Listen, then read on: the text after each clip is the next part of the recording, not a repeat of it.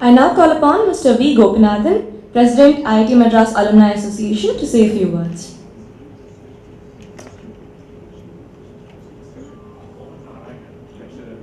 Oh, I'm sorry, Mr. Mohan Narayanan, the Treasurer, will be presenting.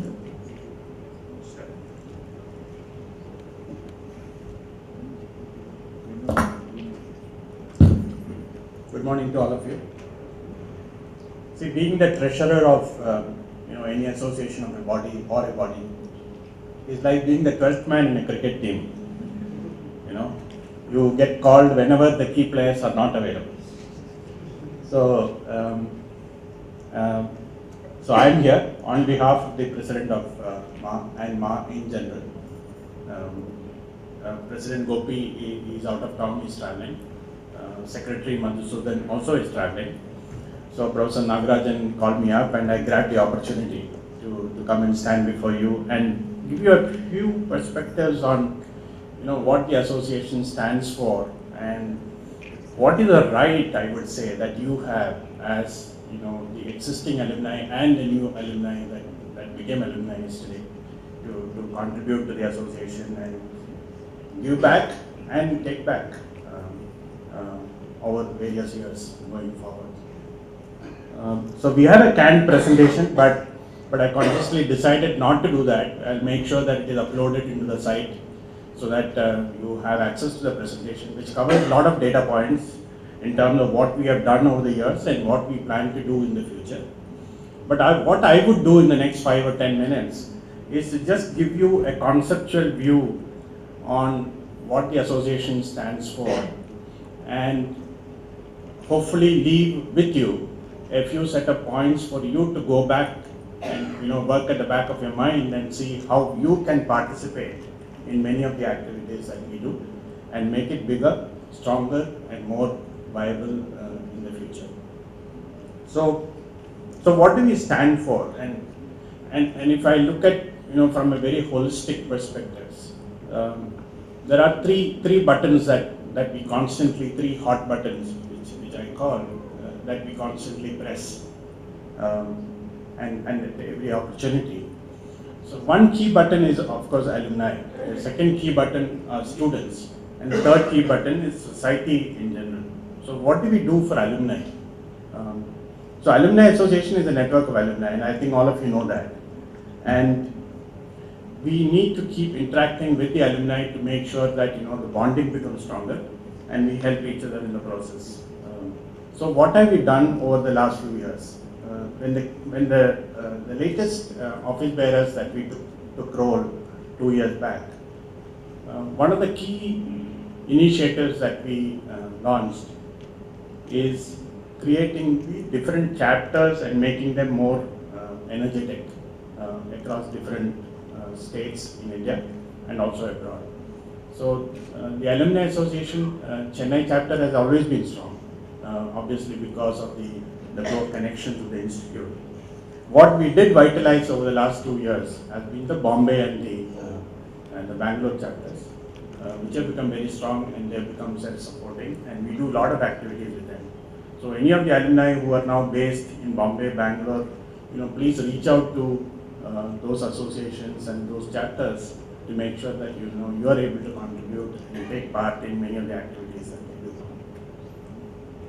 The Hyderabad Association is something that we are in the process of revitalizing, and also Delhi and Calcutta is also something that we look forward to a lot of active participation. As far as Calcutta is concerned, specifically that is something we have been trying over the last 1 year. So any of you who are based in Calcutta, please reach out to us, and we want to make sure that we connect you to those guys there to get involved. The other thing that we have done as a part of the alumni networking is also to make sure that we are able to provide a platform for alumni to actually contribute to the society in general. Now, most of the alumni, fortunately, especially the IIT alumni, we all been well off, we have done well in our lives, and I think we should spend quite a bit of time trying to give back to the society in some way over the years. So many of the alumni have been involved in creating a lot of socially relevant projects and the Alumni Association is very happy and proud to support these activities, either monetarily or in terms of non-monetary contributions. So we have created a video which is available, which is called Alumni Cares, which I would urge you to take a look at it and try and see how you can contribute to any of the welfare activities that is being projected there, or even come back with some idea in terms of how you can contribute or create a new socially relevant project that can be supported by the association in some way, tangible or intangible. And in the process, what we have also done is, as a new initiative, we have created a medical insurance policy for all the alumni, interested alumni, and it is across, in fact it is pan-IIT and across India. Because one of the recognition that came is, many of the IIT alumni are actually entrepreneurs and are not necessarily part of large corporates which have their own health insurance schemes. So what we have done is, we have tied up with an insurance company to make sure that we are able to get a group insurance scheme launched for the benefit of alumni and their family. So it is a fantastic coverage. There is no medical checkup that is required. Coverage is 5 lakhs and above on a floating basis, and it covers even parents, elderly people up to the age of 18. So those of you who are not members, please reach out to our office, and we'll make sure that you are enrolled as a part of the policy. So that is as far as alumni interaction is concerned. We have an association. The association is run by an executive council. The executive council meets every month in the alumni office, where all these projects are discussed and action plans are come up with. Now, as far as students are concerned, that is the other hot button that we constantly press. There are 2 or 3 key initiatives that we took last year. One is, the group mentoring scheme that was launched, in fact, 2 years back. So we actually had a technology platform that was supplied by one of our friends, and we used that platform to actually do a connect between the students and the alumni, and we created a database of a set of mentors and a set of potential mentees, and the product actually provided a platform to do a connect between the two and use that to encourage mentoring relationship between the 2 of them. So we had a reasonably good response. There are still a lot of work to be done on it, especially to make sure that we continue the connectivity and create more and more analytics out of it to use it as a learning, and then use it to further improve the mentoring platform. But what has been a tremendous success is the group mentoring sessions that we did, where we were able to invite alumni across different horizontals and verticals and have them address students of those respective fields with respect to areas like higher studies or employment or research or whatever. So that is something that has been a huge success. The other initiative that we have taken is the mock interview program. Now, one concern, that has been true across the industry in India, and to a large extent we are also part of it in terms of the institute. While the students are academically brilliant, there definitely has been perceived gaps between what they bring to the table in terms of understanding the customer's business to what actually the customers need. And that has been conveyed to us in many platforms, and we ourselves as employers have seen that in students both in IITs and outside. So we have used the feedback from these experiences to launch a mock interview, mock group discussion, and mock panel discussion kind of thing for all the students who are set to appear for campus interviews. And that sessions have been pretty useful. In fact, we had great registration from typically everybody in the final year batch to be part of that. So we will again do a session this year, sometime in the month of October, November, before the campus season starts. And we would urge any of you who are around to actually come to us, and we will make sure that we enroll you as a part of the panel. the third initiative as far as students are concerned, and this is something that me personally and Madhu, along with Professor Nagarajan, we have been driving, is to encourage the PG alumni to actually come back and create a connect. In fact, one of the interesting data points which comes frequently is actually 60% of the institute is actually PGs, which will be MTech, MS, PhDs, and that number is growing. So we want to make sure that we create a program that will connect these PGs back to the students and back to the institute, and use that to further the relationship, and in some ways also create a giving back platform for all of them. So we did a PG connect. So as a part of that, what we have done is we have got speakers who are PGs to come back and address students of those specific departments. We also have technology sessions that we do, because most of the PGs will be technology oriented. So in collaboration with IEEE, Computer Society of India, we have actually launched a few programs where we encourage students to participate. So we will do more of these going forward. So in a nutshell, the opportunities are enormous. As I said, we can contribute a lot to the students. Just keep in mind, students today are tomorrow's alumni. So if we do a good work towards students, they are the ones who will come back and do good work for the society going forward. So we are able to do quite a bit of work with students. We are able to do quite a bit of work with alumni and encourage alumni networking. And in many cases, we are able to do good work with the society in general, in terms of giving back. And in many sense, it is this giving back. Just keep in mind that over the years, as you achieve a lot of things in your corporate career and as an entrepreneur, at some point in time, you will need to start giving back. In some way, it is also being selfish, I would say, because many times your life is about the future and not about the past. And many of us would want to be continuously engaged socially. And one of the best platforms for you to be engaged socially is to be engaged with your alma mater. Because there you have the past, you have the present and the future. So it gives you a whole plethora of society to actually interact and contribute. So who are the office bearers? As I said, Gopi, Madhu and me are the office bearers of the current Executive Council. Our term is actually coming to an end this month, next month. So the new office bearers have been elected. Gopi will be the president, so you can interact with them. Secretary will be Dalton. He's not here, I think, but Dalton is the secretary, so you will see a lot more of him from next month onwards. Anbu is a treasurer who will take over from me from August. So you will see more of him. So, and we have Suresh, the other Suresh, who is part of the office. So any administrative help that you want, you make sure you reach out to Suresh.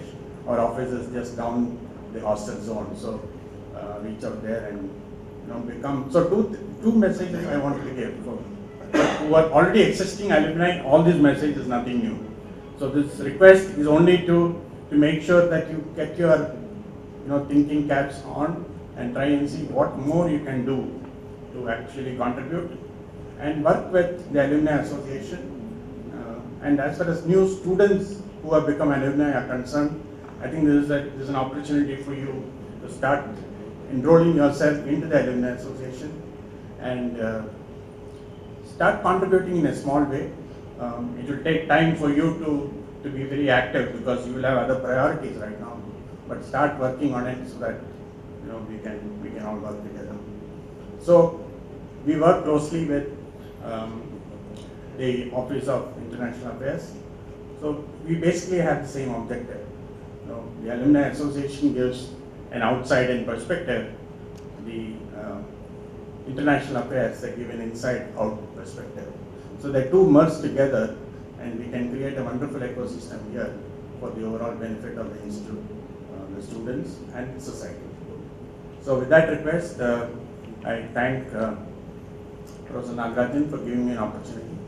And for all the new alumni who will become alumni yesterday, all the best for a wonderful career. and we look forward to seeing you in there in the office. Thank you. Thank you, sir. The 87 batch held a sensational silver reunion last December and made big plans to give back big way to the alma mater. Here to tell us all about it is MTR and his 87 cohorts. So let's dive right into that. Hi folks, my name is MTR and this is Sindhu. Two of us are from the 87 batch. We had a wonderful time last December here on campus. We did not think it would actually come out as well as it did. I think part of the reason is, when you have been away for so long and then you come back, nostalgia just sort of takes over. The connection that I guess one makes with a group of people whom you share kind of living quarters, bathrooms, mess halls with over a period of 4 years, it's a very, very strong bond. And that bond, even after a really long time, somehow always stays. And so as we initially started sort of getting down this path of planning for our reunion, we actually started the whole initiative in about, and I think September of 2011 is when we actually got things going. And the biggest task that we had in front of us was really trying to locate every single person that was, that was from the batch. We were about, I think, 310 or so, as per the records that we had from the institute. And we tried our best to try and locate all these people. So I think we managed to locate some connection with at least about 280. So about 30 of those who we just did not know where they were. And we had absolutely no knowledge of where they were. We had no phone number, no email address, couldn't find them on Google, we couldn't find them on LinkedIn or Facebook or whatever. So we somehow managed to locate about 280. And then I think in December of 2012, December of 2011 is sort of when we formed a small team. And Sindhu, who is based in Chennai, is kind of the backbone of the organization in terms of trying to get all the stuff together. And I was kind of the guy on the in cyberspace trying to reach out to all these people. So we set up a special LinkedIn group because we thought that was probably the social network of our generation. We couldn't find people on Orkut or Facebook, so LinkedIn was a much better choice. So that's where kind of we tried to find people. And email, of course, was there. So whatever email addresses we had, so we reached out. And in 2012 March is when we actually sent out the registrations forms. And it was very interesting. Initially things were a little bit slow, but we started putting up on a little website who all had said they were coming. And like I said, actually there are sort of a couple of different types of bonds. One is sort of the larger bond across the entire batch, but then there's this other bond within the same hostel. So there are people who were in your same wing, or whom you used to fight with for completing the crossword in the morning before the guy woke up. You can fill the crossword puzzle up and made him really angry. I mean, those are the kind of guys you want to reconnect with. Those are the kind of guys you played bridge with or whatever. So that is another kind of bond. The third bond is within the department. So what we started doing was we started putting up information saying A, B, C, and D has said they are going to come, and they're going to come with their family members. And then are you? And then that kind of snowballed. And I think out of the 280 or so, we've actually got 175 people to actually sign up and say, hey man, I really wish I could come. I'm coming, or no, I'm sorry, I can't make it.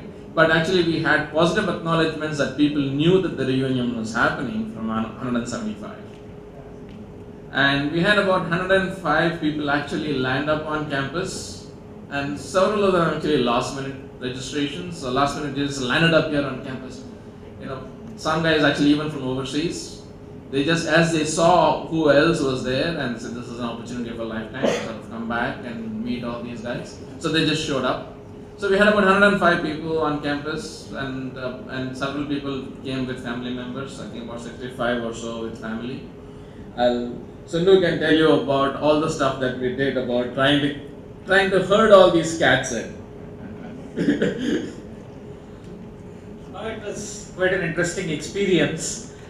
One thing we learned was IITians they do not like to plan. So even on the last day, we really didn't know how many people would turn up, how many people would want dinner, how many people would want transportation. So we had to be nimble, do all last minute logistics. But the experience was worth all the trouble.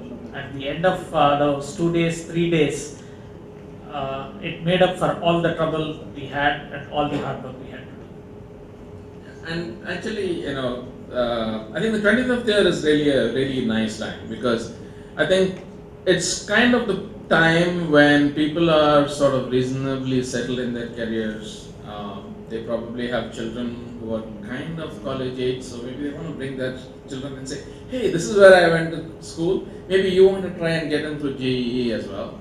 So that's actually another motivation. And I think it's not so close that you say, hey, you know what, I just got out of there and I'm glad I'm out. And it's so it's I think sufficiently long, but it's not so long that you've kind of lost all memory or lost those connections. Anyway, so we had like a really wonderful time. We also planned asked people who are coming in from overseas to bring in a lot of booze. But we didn't really need it. People were like so high just being back on campus and reconnecting with all of their old friends. We actually still have a lot of booze. If the 88 batch wants some, we can actually give it to you. We still have it held somewhere because it's difficult to get good quality booze here with all of the prohibitions and duties and stuff like that. Anyway, okay, so post reunion is when we started down the path of fundraising. So we had a little bit of a heated discussion here in this very room about which cause to fund, and I think the habits don't, nothing changes. So we had maybe about 105 people, and we had probably about 200 different opinions on what exactly was the right thing to do. But anyway, we took a vote, and then we said, you know what, we trust the people on the ground to know what is the right problem to solve. So we decided to go with the alumni endowment. So whatever we collect, we decided we would go into the alumni endowment, and we would trust the campus management to do the right thing for whatever cause it was. I mean, we also had a bunch of questions like, oh, the government gives a lot of money to IIT, what's the point, why should we do all this? Should we not go fund something, some sort of disaster relief somewhere or whatever? But I said, no, if you want to fund disaster relief, that's very good, go ahead, that's your business, but this is a different issue. And yes, there's a lot of needs that the institute has that is kind of, yes, the government does help, but there are a lot of things that really need to be done here and now, and having that flexibility is very important for life on campus. So anyway, so long story short, we set basically two targets. We said the most important target that we had in mind, Sundhu and I and a couple of others in the batch, was the number of people who were going to come. Right? For us, that was more important than the total money that we actually raised for campus. I mean, from the campus perspective, the total money is kind of what matters, but for us, it was like, that's completely secondary, right? Even if we don't make a lot of money, if we can get a significant fraction of the batch to contribute, that would be a huge value. So we set ourselves a target of 212 people to give back out of the 282. So 75% of the batch was the target that we were shooting towards. We actually got 144 people to pledge and 131 people to actually give back. So that sort of brings us at about 46% of the graduating batch has given something. Right? And the whole point of this is, like Professor Nagarajan was saying, it's the first time that's hard. So once you actually got them to make that step, hopefully, the institute has their contact, and then they can come back and give again. So that was a sort of our important goal. We also had this other anecdotal piece of evidence, anecdotal piece of information saying, you know what, if you start the pledge drive immediately after the union, everybody says, yeah, we'll give, but finally the collections will end up at about 70% of the pledges. So we are happy to report that 91% of the people who pledged have actually made good the amount they pledged, and some actually have gone beyond the amount that they pledged. And in some cases, we actually also benefited from the falling rupee. People who are pledged in dollars now effectively have given a little bit more. so we ended up with a total amount that we have raised this year, or whatever, this pledge drive, of little over 2 crores. Just a sliver over 2 crores is sort of we have raised from 131 people. The median contribution, by the way, was about 50,000. So if you kind of look at this, 50,000 times 130 is whatever, around say 65 lakhs, but the total amount is about 2 crores, and that sort of gives you the idea of the non-linearity of the distribution. Right? It's always kind of, you have a few big donors, and then you have like a long tail. So if a batch says, oh, we did so much in terms of top line, it only means that they had a few big hitters in the batch. It's not that the batch did anything. Right? So the important thing is to try and see, what is the median amount and how many people have given. Also, we were trying to do some creative accounting to try and push the number up, so people had a little bit better feeling. We set our target for 5 crores, and let's see how close we got to it. So we had a little bit of creative math. So we allowed people to include whatever money they had given in the past. We allowed people to add in their company matches. We also allowed people to pledge for future years. And so we took all of that into account, and by that sort of fuzzy math, we are at about 3.2 crores from the 87 batch. So that's sort of where we ended up. It was an interesting effort in actually driving the fundraising. And again, we had to be a little bit sensitive because people wanted to keep some information anonymous. They said we don't want anybody to know that we've actually given. Some people said we want to give, but we don't want anybody to know how much we gave. So there are certain privacy constraints that we met. But within that set of constraints, we actually tried to tell everybody who else is here. And so that also kind of pushed the whole, sort of brought everybody back into the fold. So we are very happy. I think we had a wonderful time. And thanks to all of the help we received from the Office of Alumni Affairs in organizing the event. So maybe we'll be back here in 5 years, depending on how much enthusiasm there is. But I think it was really an amazing experience, and I think every single person who came sort of still carries that, and all those who didn't come are really feeling left out. So 88 batch. So if you need some boost, we have some.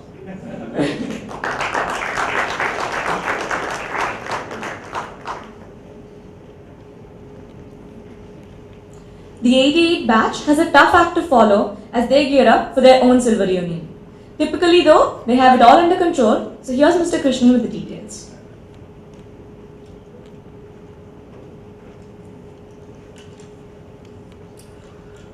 Thanks, MTR, for the offer. We'll take you up on it. And like Sundu said, IITians like to plan late, so we are somewhat late. We plan to have our reunion from December 26th of this year to 29th, and we hope to open the registration by 1st of August. The tentative schedule for this is we'll arrive on 26th afternoon or evening at IITM. There are no formal programs that day. It's a chance for you to mingle with your friends. On 27th morning, reunion day, there will be a program with the director, deans, and faculty. During this time, families will have some events for them as well, and this will be followed by lunch. The afternoon is free for us to play games, etc. The entertainment has not been scheduled yet. 28th morning after breakfast, we will leave for a beach resort on East Coast Road, and we will conclude the reunion on 29th morning. We are reaching out to our batchmates through Yahoo groups, personal contacts, and like MTR said, we'll probably add LinkedIn as well. To the batchmates who are watching this through webcast, we would like as many of you to attend as possible. Come back, meet old friends, relive old memories, create new ones. We hope to see you all in December, and please spread the word to your friends and encourage them to attend. If you're not on the mailing list, you can send a mail to iitm88reunion@gmail.com. And we're extremely thankful to the IITM Alumni Office and Professor Nagarajan and his office for helping us to organize this reunion. And lastly, congratulations to all the new graduates and their parents. Thank you.